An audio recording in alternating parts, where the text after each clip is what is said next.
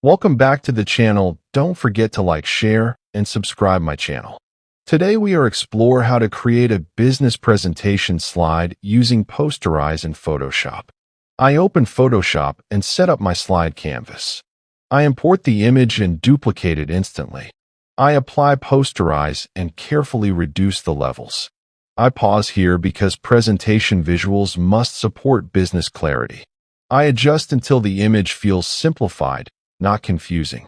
I mask back important details using a soft brush. I zoom in to refine edges and maintain sharpness. I choose clean colors that feel professional. I add business text and align it using guides for precision. I check hierarchy, headline first, support